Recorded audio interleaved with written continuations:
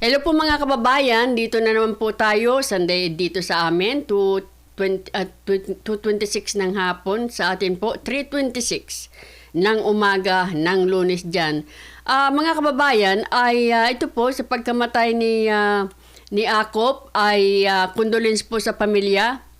Pero sa maraming tao po ay yung iba parang hindi nakikiramay kumbaga. Po, marami pong nakaalala kasi kay Akop na yung ano niya kay Tatay Digong na natatandaan po ninyo doon sa Quadcom nila na sinasabi niya na sigurado ka, nagbo-volunteer ka na mapakulong ka sa ICC. Baka magkatotoo yan, may magbibigay ng pera. Natandaan ninyo yun? May magbibigay ng pera.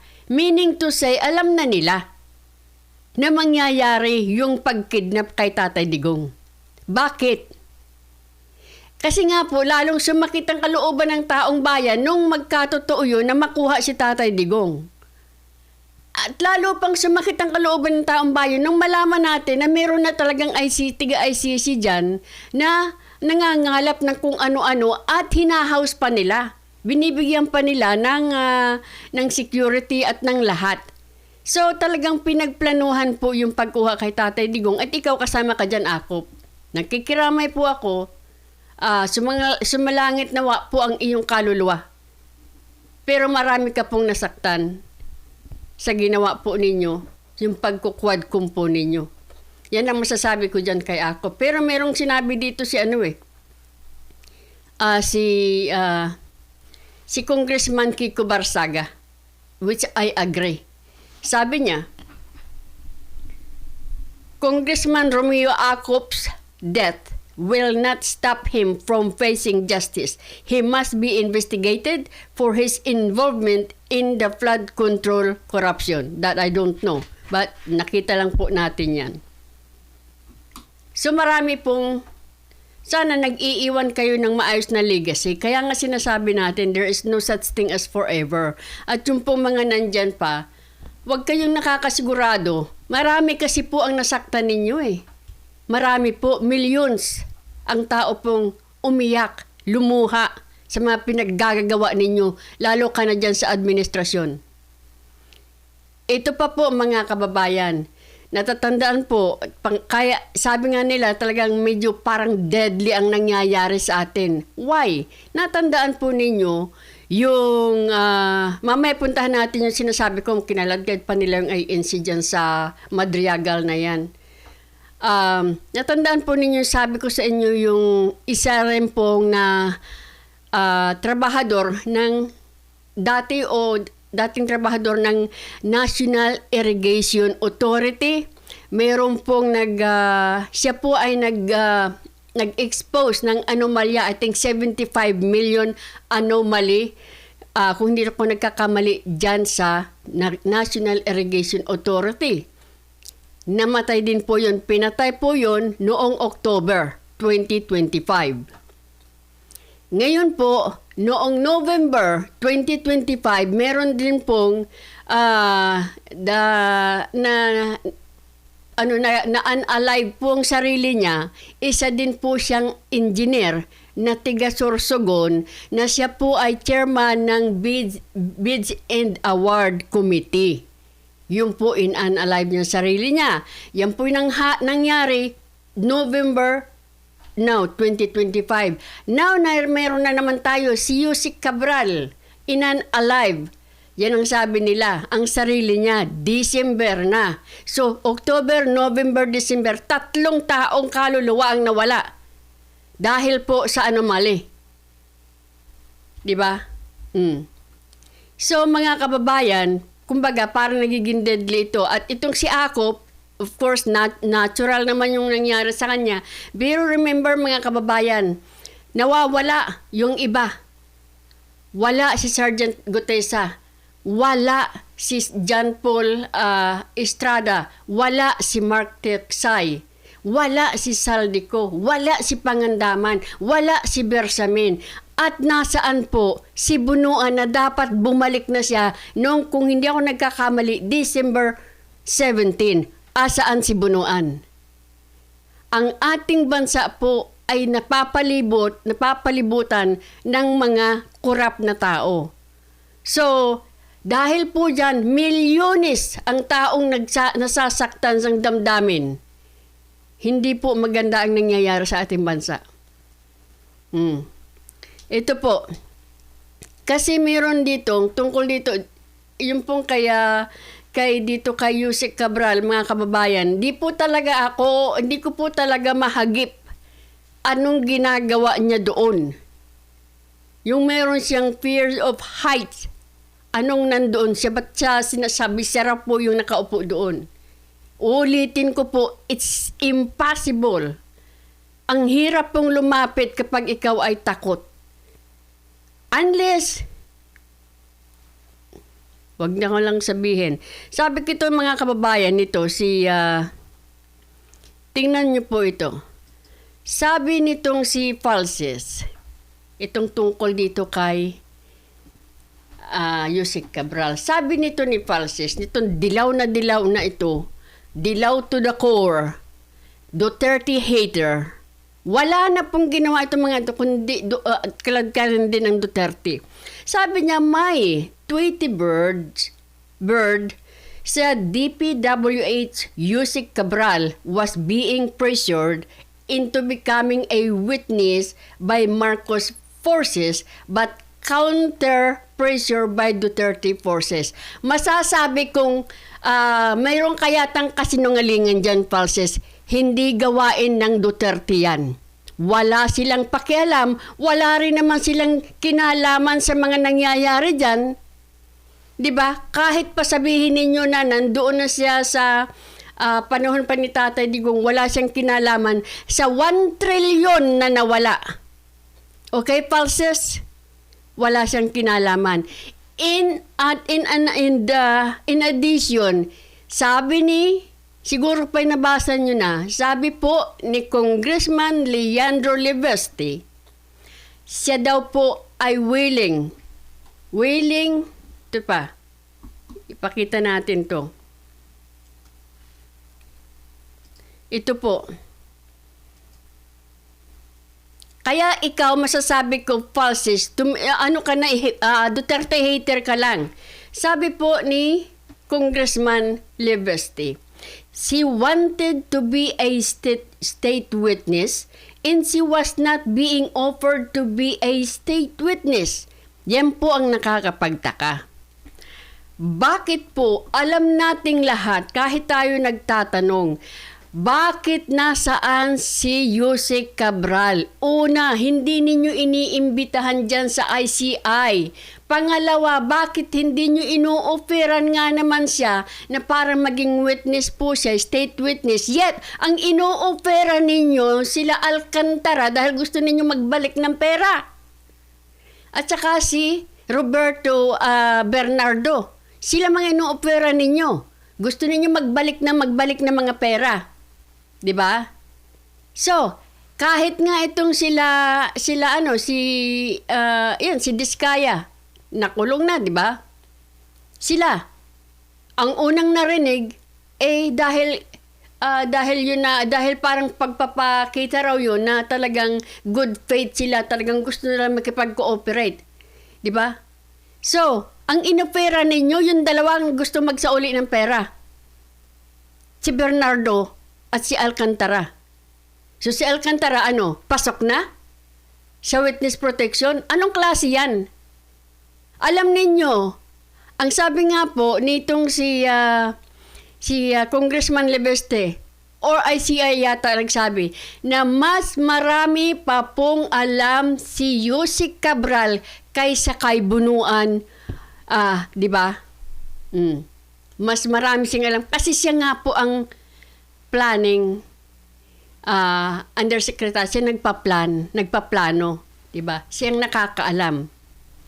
So, kaya ikaw, Falses, sino man yung Tweety Bird mo na yan, medyo yata sinungaling yata yan kasi gusto nga pong daw mag-witness siya. Bakit hindi ninyo ino-offeran? Alam mo mga kababayan, sa ibang bansa, dahil nga po napaka-sensitive yan, delikado, dapat yan na may protection na yan eh. Kung talagang gusto nilang makarating sila sa ilalim nito. 'Di ba? Kung talagang gusto nilang makita talaga, mahuli ang mastermind. Eh sa mga galaw naman po nila, talagang ayaw nilang makita ang mastermind eh. 'Di ba? Oh. Ay nako. Kasi nga po, ito parang nauuso sa atin eh. Magnanakaw yung mga government officials o sino pa. Pag malapit na sa kanila, may mamamatay. Palagi, di ba? Palagi na lang. Pag malapit na, pag kami magsasalita, may mamamatay. So bakit hindi po tayo nagagalit ng gusto dito? Ninanakawan na tayo. Ninanakaw ang pera ng bayan. Pagkatapos, ito, mamamatay pa yung mga tao na baka pwede namang mag-witness na para talagang mahuli ang mastermind. 'Di ba? Sinabi na natin noon pa, there's no such thing as forever. You will go down. 'Di ba? Pare-pareho tayong ganyan, mawawala tayo, mauuna-una lang tayo. Una-unahan lang 'yan. Diyos me. Ito pa. Ang sabi po niya, kaya nga sinasabi na mas marami pa raw pong alam si Yusek Cabral kaysa kila Bunuan at Bernardo. Kaya nga dapat nila sinecure o pinangalagaan man lang si Yusek Cabral. Kung totoo talagang gusto niya maging witness, hindi inoferan. Ba't nyo hindi inoferan? Di ba nangyari? Parang binabaliwala nila si Yusek Cabral, di ba? Isa pa. Di ba may nasunog na DPWH office? Di ba? Anong nawala doon? Tapos sunod-sunod na, may namatay na tiga Naiya, may namatay na tiga Sorsogon, na meron na namatay na dito. Deadly Hindi po talaga, it's not worth it. Di ba? Igugupo ka talaga kahit ng stress mo. Kaya kasi marami pong nasasaktan. Maraming apektado dito sa ginawa ninyo. Milyones po. Tingnan mo nangyari. Nung bagyo. Ilan po yung nilunod? Dahil sa kapalpakan ng flood control. 421 ghost. Ibig sabihin mga kababayan, binayaran kayo ng buo. Tapos ni isang stick hindi kayo nagtayo. Diba? Tapos hindi mahuli-huli ang mastermind. Wow! Sabi dito po ni Congressman Leandro Ligarda Leveste, may listahan sa computer ni Yumaong Yusek Cabral ng lahat ng proponent. Kitam? Ng DPWH insertion. May ilang may kopya nito. Sabi niya, kung lumabas lang daw, ba? Kung lumabas lang ito, tapos na ang mga investigasyon. So, mayroon daw pong listahan ng yung mga Kaya nga po, tinatanong natin kay Lacson, nasaan yung 67 kontratista, congressman na sinasabi mo? Wala pa yatang 67 itong mga congressman, pero ayan nandiyan daw sa listahan ni late Yusek Cabral. Kung lumabas lang daw yan tapos ng investigasyon. So ang nangyari, nawala si Yusek Cabral. So, meron yata siyang listahan si congressman. 'Di ba? Sabi niya may listahan sa computers ni Yumaong Yusek Cabral ng lahat ng proponents ng DPWH insertion. May iilang may kopya nito kung lumabas lang ito tapos na ang mga investigasyon. Ang problema, nawala. Tapos, sinasabi pa po na yung listahan na yun ay pwede daw pong masabing mahihirapang authenticate. Kasi wala na nga po yung gumawa. Di ba? Mahihirapan daw pong mapa-authenticate kasi nawala na yung gumawa. Di ba? Mm. So, biro mo, tingnan mo naman itong tingnan mo naman itong si Remulla. Sa mga hindi naniniwala na si Cabral nga yun, si Cabral lang talaga, no? Di man lang ni sinabing late Jose Cabral or former Jose Cabral. Kasi si Cabral nga yun, pwede kayong mag-volunteer. Itulak namin kayo doon para makita ninyo. Wow, napaka-professional ni Sir.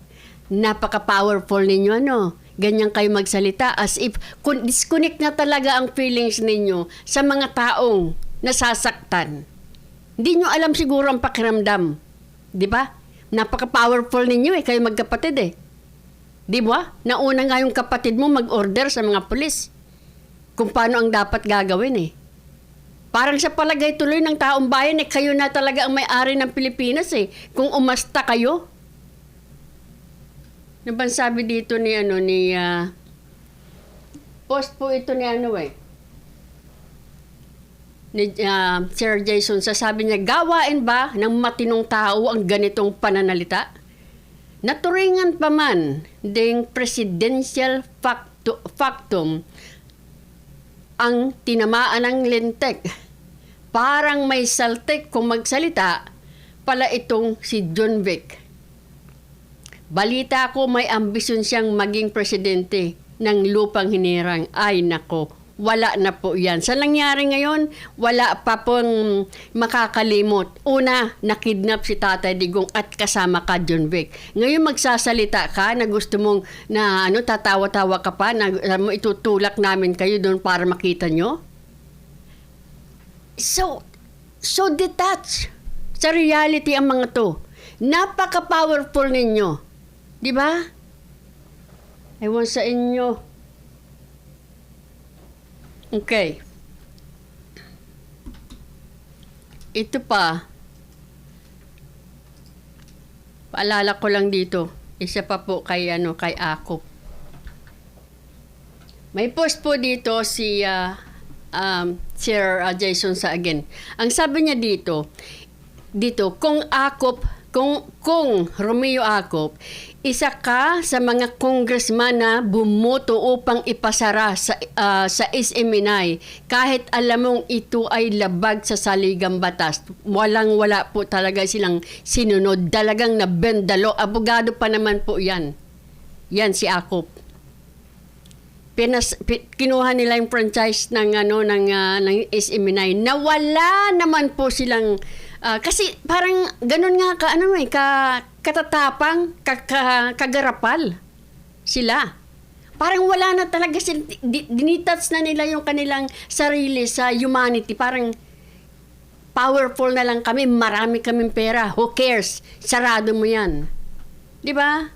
Ito pa, isa ka rin sa mga kinatawan ng Kongreso na nanggigipit at nagpakulong kina Dr. Lorraine Badoy at Jeffrey Celes, mga program presenters ng SMNI na tumangging manikluhod sa kapretsyo ng Quadcom at House Franchise Committee.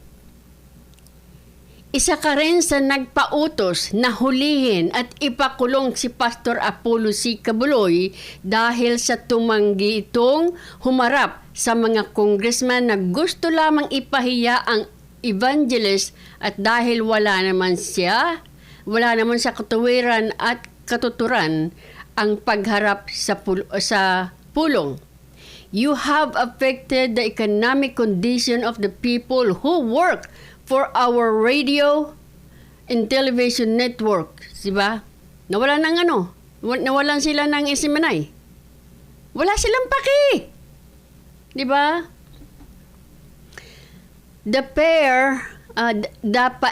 Ang pait na dulot ng pagkakabilanggo at pagbusal sa malayang paghahayag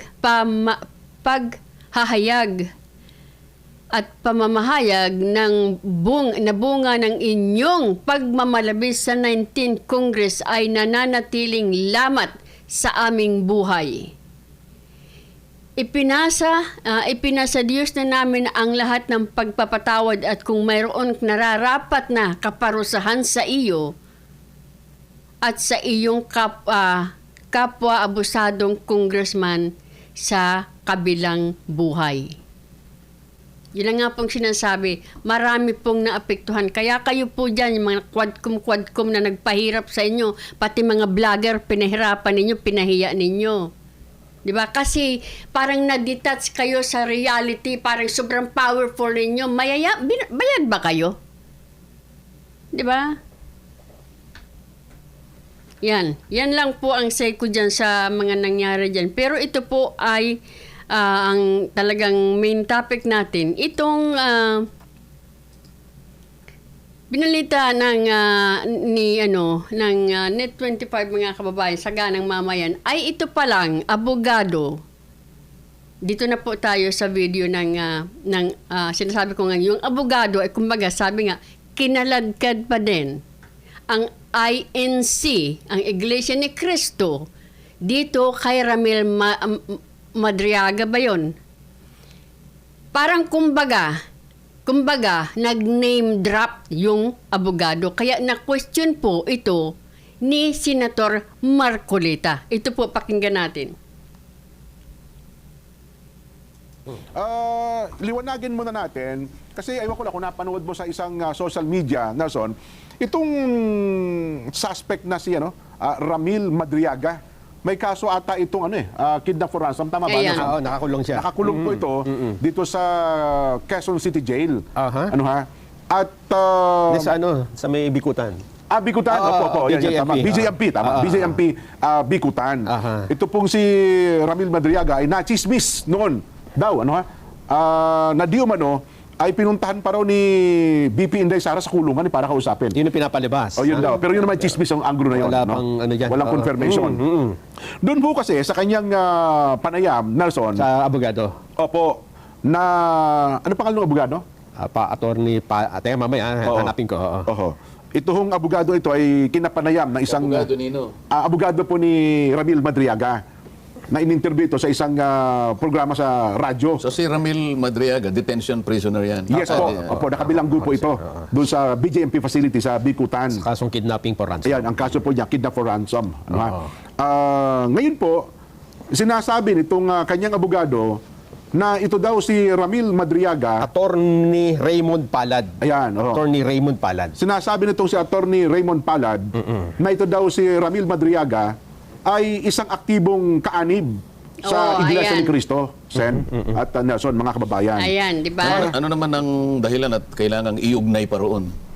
Actually, yun nga po ang pinag-iisipan ko at ni Nelson at ang ating mga kababayan. Bakit kinakailangan pang banggitin nitong si Attorney Palad kung aktibo o hindi aktibong kaanib ng anumang relihiyon itong si Madriaga? Aktibo o hindi aktibo. But ang gusto kong malaman, bakit kinakailangang iugnay pa kung anong relihiyon ni Madriaga?